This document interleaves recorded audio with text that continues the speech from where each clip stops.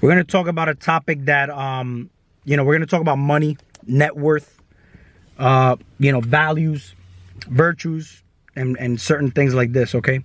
And the reason here's where I'm going to start first, okay? When we start to look at value, like value of an individual, like just you as an individual, what are you worth?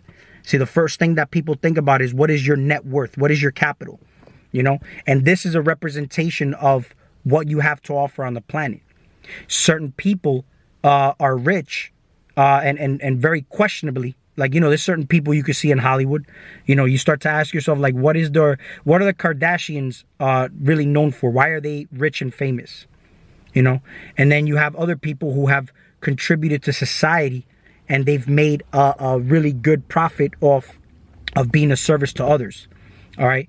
But you also have to look at it from different points of view, because let me explain this. We're in a polarity matrix, and this is where I'm going to start with. You have negative and you have positive forces. Okay. You have people who are basically contributing to society. You got people who are millionaires, billionaires, right? And then you have a person who's just making ends meet. Who's worth more in this existence? The person who's rich or the person who's poor?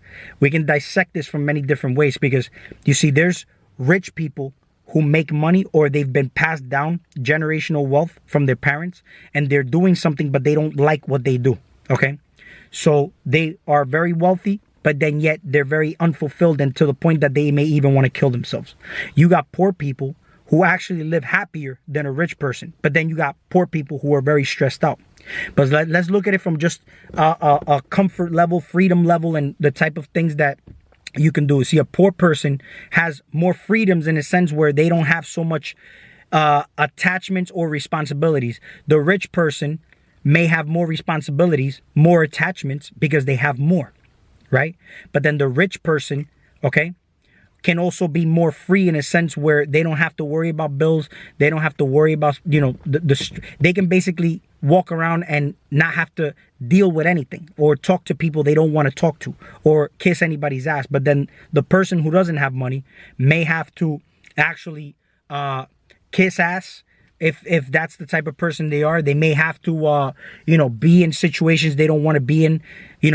For example, a job they don't like, but they have to do it. Because you ask certain, people, why do you go to work? And the first thing they say is, because I have to pay my bills. So the main requirement here is to acquire money to be able to pay your bills. Because if not, then you'll just be basically houseless. All right. You're always home. Home is where the heart is. So you'll just basically be houseless. You'll be roaming free, right? And you basically have all the freedom in the world. You ain't confined to your apartment or anything like that. But then there's pros and cons to that. There's a level of discomfort when you're just a roamer. I mean, you got very cold climates. You also got family members that you can't expose them to that kind of shit. There's many different ways to look at things. But then when you look at society, right? Let's say as a whole, a person with money, they say this person has a high net worth. This person looks like they're worth a lot of money, and they don't have that much worries. They don't have that much stresses. But then the poor person has worries, stresses, desires, especially anxieties, and all these type of things. And then when you look at this, for example, what are the benefits of this poor person emitting all these negative emotions? There's something feeding off of that, and there's something feeding off of that deliciously. So they're being fruitful, and the fact that they can multiply, meaning have more children, they can actually have more fruitful and multiplying little peasants that they can feed off of, or more fruitful and multiplying little, farm animals, right? Now, what is the importance here of making sure that you put your gifts and talents to work here in this existence? For one, okay, this is what separates a rich person hating their life to a person who's doing something of value that they love, but is actually contributing and being fulfilled. Because the reason people actually feel fulfilled when they're doing something of value, because they found their gifts and talents that they actually love doing, and fulfilling others, because others are basically a reflection and a version of them. So then that means they in turn get fulfilled. All right. When you work with integrity, exactly the same way. See, this is why when you do something of service and doing something that you absolutely love, you are actually becoming that project of love. You become that love frequency. You become higher vibrational. All right. Just like the sun is the giver of life, right? Lighting up the world. This is how you can light up the world. Brightness is not just basically in that area where you just light up the world. It's basically also being bright, is being intelligent, being, having a lot of wisdom, having a lot of life within you, because the more love you put into a project that you love, you become that project where time doesn't even exist to you, because you even forget to indulge in certain things that you may. Look what happens when you're not doing anything in the house. Like when you're doing, because this is why it's important to actually know what you're doing with your time. When you're in the house and you don't have anything to do, you're just walking around. Do you notice how you tend to go to the refrigerator, start to pig out on certain things? You go to the refrigerator maybe 1,000 times, and then you end up eating all this different type of garbage. You may start doing things that, caving into certain addictions only because you're just doing nothing, right? But don't feel like you always have to do something. It's about what you do with your time, because again, it's not what you're doing, but also how you're doing it. Because here's the thing though, a lot of people actually can feel fulfilled when you start to work on yourself first. This is basically doing real sorcery, going back to source, figuring out what exactly is the symbol of power here. See, we have a symbol of power. When you're in a dream, your dream is all about you. You're the dreamer. It's all in your head. It's all about you. It don't matter the people, places, and things that are in there. The dream is all about you. You're living this existence. This existence is basically really all about you, because there's really nothing going on out here. Everything has meaning based on what you've been told it means, compartmentalizing it through language and whatnot. But what if you just decided to, divorce yourself from all this, right? And give it a different meaning yourself. But now you start to say, okay, I'm looking at all this as an extension of me. How am I perceiving my reality? Is it favorable or unfavorable to me? What am I doing here as a sun? Because you are basically the sun. When you look at the sun, again, the giver of life, right? The sun generates the reality, but it's generating the reality that you are basically paying attention to and empowering, because you are the sun. All right. The sun basically is lit up only because you observe it. That's the only reason why the sun is there. Yet you look at the sun, has many different allegories behind it. The story of Jesus Christ, the Krishna, Buddha, died for 3 days, ascended, has 12 disciples, 12 calendar year, month in a year, 12-hour clock system. You get it. I mean, 12 of pretty much everything. Okay, but you are that number 13. So the sun is you. When you look at the sun, you're looking at yourself. So now that you know that you're basically the one that's lighting up the sun, okay, now let's say, for example, you got a lot of shit. You're a tree. You're a walking tree also. Aside from that, because this is all you. Again, the Genesis story starts with the environment, and then it started with the animals, and then and basically managed to be humans here on the planet, basically ruling and governing over all this stuff, right? So let's say you're a tree. Where can you start to prune to let light into certain things that are canopied and shadowed up in there, to actually allow more of a different perspective or consciousness to actually get you to a level that you want to be in? See, here's the thing. For the sake of conversation, I'm saying where you want to be at, where you want to go, how you want to be, because this is the thing. We're creating our story. See, there's a lot of people who say nothing matters. There's nothing out here, but being nihilistic. But in actuality, it's about creating your story here. It's not about just sitting back and not giving a fuck. There is a fine balance and pros to just not giving a fuck. But it is also pretty important to create your story here. Because do you think that this was all built to base it a road to nowhere? Like, what is the point of your existence here? Do you think that if you pass on and die, the power that you acquired here ain't going to be used when you go to your wake? Like, this is why it's important to get to understand what this reality is even about. But the external things that we see out here are basically nothing but a mirror and a reflection of what's going on within us. The systems that we see out here, the way they're ran and designed, okay?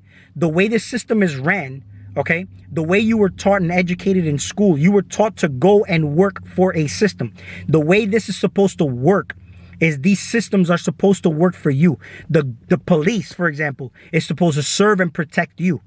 But in actuality, the way you perceive it, more than serving and protecting, is basically, giving tickets, speeding tickets and all these things. This is basically what it's doing. Is it looks like the police is working for the government rather than working for the people. Okay. Now, the environment is set up a certain way for certain people to maybe get enticed into committing crimes, like making ends meet. You know what I'm saying? Like desires, the things that you may see on TV. Look at the way the government runs as far as Big Pharma. Big Pharma cuts doctors a check for every prescription that they can prescribe to people, right? This is why they got to take an oath. With great power like that comes great responsibility. So they got to take an oath, do no harm, right? Because they might go crazy prescribing medications only because they know that the more drugs they can give you, the more money they can make. So do no harm. Make sure you follow that oath at least. It's about using these drugs, but not over bombarding them, And then you got, but check this out though. You also got the religious system. The religious system, all right, is they give Sunday mass service. So they give service to people. To serve who though? Serve the Lord. Who is the Lord though? You were given an idea and a description of who the Lord actually is. So you are just like a child, putting their hopes and energy into a Santa Claus, that they're going to get gifts and presents in Christmas. So Christmas, when does the sun die? The December 21st, right? Winter solstice. So when the sun dies, right? This is basically the allegory of what people follow as far as Jesus Christ. So if you're the sun, you technically die every winter solstice, right? This is when you go through dormant season. This is why in spring your hormones start to get, they waking up, everything, your endocrine system fires up, your systems come more alive, you feel more alive, you feel more in spring, right? When the seasons get warmer, it's more life. Cold is like more of like death, right? But then now children follow Santa Claus, right? And then this is basically how humans follow Jesus, the same way a child follows and believes in Santa Claus. So you're told about the Lord outside. So you service this Lord. You give all your power and energy into this Lord. This is why religion is so powerful. And it is not just Christianity following Jesus. It comes down to many different religions. Following a certain character or an idea like Buddha, Krishna, or whatever these things. They all died, ascended after 3 days, have 12 disciples, right? 12 calendar months of the year, 12-hour clock system, So look at it like this though. If religious systems, they don't get taxed, but they're very lucrative. So you're given, it's like marketing. You're created a need to believe that you need Jesus in your life, because marketing works where they create a need for you to actually feel like you need the product first, and then they start to sell the product, but they have to create the need first. Like they create the need for certain things to actually be, such as like, getting vaccines and stuff like that. But marketing works this way. In religion, it works that way. Ignorance is not an excuse. Nobody's holding a gun to your head. But you put so much power and belief and energy into it that religion is a symbol of power. Money is a symbol of power because you got a lot of people breaking their back. You got a lot of people having to go to work to make ends meet. Right? But then something is feeding off these individuals. So they're very valuable to society at the end of the day, because everything starts from the metaphysical first. So something is feeding off these people who are fruitful, and then they have many children and multiply. They can't pay bills with, like, let's say they're just making ends meet with one child, but then they go and have 3 or 4 more children, And then they ask the government for help. So the government is like their parents still, And then you got the religious system. The religious system, basically, you go and you give your time and your spirituality to something outside of yourself. Okay? Spirituality is basically the same thing as religion, because a lot of people invest a lot of time into people they follow online. That's why they follow these people. They actually pay to certain individuals, and I'm not knocking anybody who makes a profit or anything online. This is just for the sake of conversation. But they'll pay certain individuals to give them rituals and things to actually show them how it is, or to help them find themselves. You're not finding yourself through anybody else. First of all, you can't find anything out here because there's nothing out here to find. That's why you keep running into walls, you keep running into rabbit holes, you keep running into things that keep you questioning more, because there's nothing out there. The real answers are within you. So it takes a level to disconnect, and you can actually acquire this through meditation. That's why meditation is a tool. Meditation ain't gonna make you more spiritual. Meditation just helps you filter the garbage that you have been programmed out here by actually, clearing out the mind. It's just like when you stop eating, right? It clears your gut out and it gives a body a reset. When you meditate, you're disconnecting from eating all this shit out here, because when you're looking at something, when you're hearing, even at the sounds of nature, you're still consuming all this shit. You're consuming things. That's why it's good to just disconnect, go into nothing, and then clear these filters out. And then you can start to see a little bit clearer. That's the point of meditation. It's just like, why do you go to the gym? You go to the gym to strengthen your body. You're strengthening your mind, because the focus is always directed outside. How much can you keep the focus directed in you if you sit in a dark room with no external stimuli? See how long you can sit there. You start to feel like you're going crazy when you start to hear silence for too long, because trust me, I'm not perfect. I've been there. You know what I'm saying? I'm still actually trying to perfect this, being in a space where, with no external stimuli, just start to see the feelings that just pop up and come up. This is the dragon basically trying to overpower you. When you have certain urges, let's say you go and jerk off and then you masturbate. You think that somebody who has addictions like that, or to drugs, or addictions to fucking even love, let's say, like being in a relationship, this is all fed off of. So the valuable person, because they have a lot of money in their bank account, right? Yeah, they have a high net worth, but money really isn't worth anything. It's not backed up by anything. People give it that value, right? People give it that value and attention because the system is designed a certain way, and you actually entertain this system. But it's not about demonizing the system, right? Learn how to use this system by actually knowing how. First of all, start with these systems. This is the system that you have to have working for you, so that you can actually have an idea of how to have these systems out here working for you. The ideas, the hunches and inspirations will start to come to you, because you already got an idea of how the main source of power is operated. Do you think that these secret areas that we have on the planet, such as Area 51, they exist because, and why are they so secret? To the point where you get too close to them, they can shoot you and kill you. Oh, but why? If they're for the people, by the people, they have the authority to shoot you, is because you're the real spaceship. Everything that you see outside, all these spaceships that you see, that they, the flying saucers and whatnot with all this latest technology, this is a blueprint of your body. You're the latest piece of technology. The little green men they find, that's your heart. The heart is green, right? That's the heart chakra, green. You're the little green men. Why do you look at, for example, what Elon Musk was actually asked about his wealth and his riches? He said, well, it's not like I walk around with $1 million in my pocket and I have a bank account that shows I have $1 billion or $1 trillion. The reason my net worth is so high is because investors valued my company at $1 billion. So now, what are your gifts and talents? Now, Elon Musk's business is valued at that, right? How does it contribute to society? It has a reality set up for you to make sure it keeps you, the human, in check. To believe in this system, because SpaceX, right? They have you believing that you can leave space. But in actuality, all right, as I said before, this system is designed off of you. I don't believe you can leave space.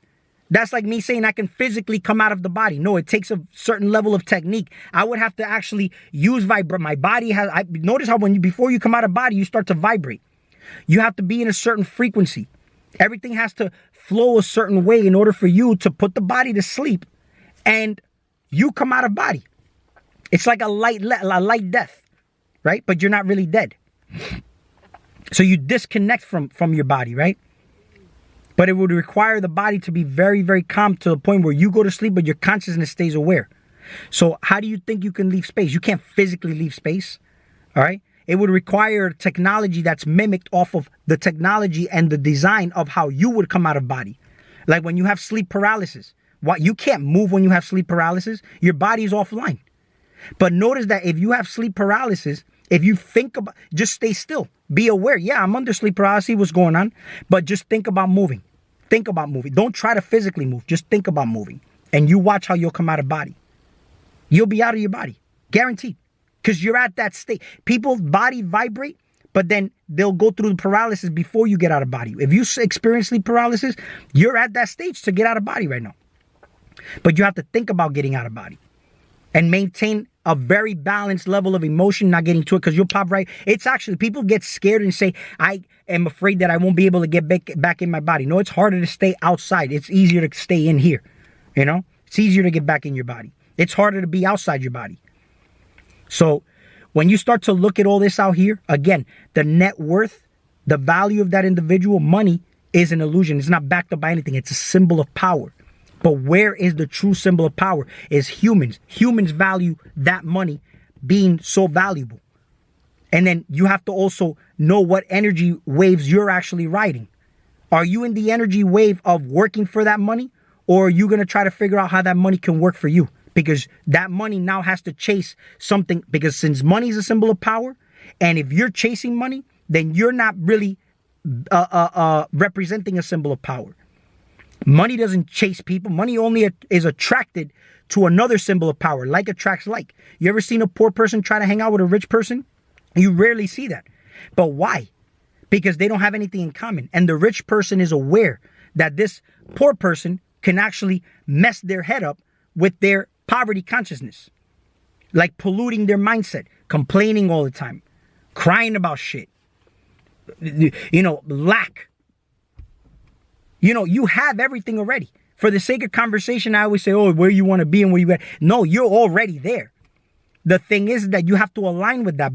This is where you start to focus on the electromagnetic part of things. Right? You magnetize these things to you when you're at a certain level of the mental consciousness, level of vibration and frequency, and then you put the work in to align with that reality. Right? That's how you start to do it. And you start to live life synchronistically. Everything has to work in order, in harmony. Like attracts like in that aspect. And then we start to talk about opposites attract. You know, opposites attract as far as how the shadow of somebody, all right, is something that you can see, but how do you react to it? This whole entire world is a shadow of yourself. When you start to get triggered by certain things out here, they're shadows of yourself. And this is where you can sit back and reflect and say, well, this is a blessing in disguise, because now I can see exactly the answers are given to me as to how I can actually change my reality by observing these triggers, not reacting to them. So, I mean, everything you see out here is a mirror of you. I'm grateful for everything that I experience in my life. I'm grateful for everything that I have, and I'm grateful for the mental state and everything that I have acquired up until now, and I am open for more. I am open-minded. I don't hold a belief system towards shit, and I love money. Just like I said, the only reason I love money is because I am money. Money is me. I am that symbol of power. So why would I demonize money? Keep that channel open. That's why it's called currency. That's why, you know, when you have just basically everything in general, even from the religious system, religious people, I'm actually learning from all these people. Because they're nothing but a mirror and a reflection of me. Same way when I see people acting a certain way, we need a new leader. And where am I still being a follower to some extent in this system? I'll tie it in another video, so I don't make this one crazy, but we'll talk soon.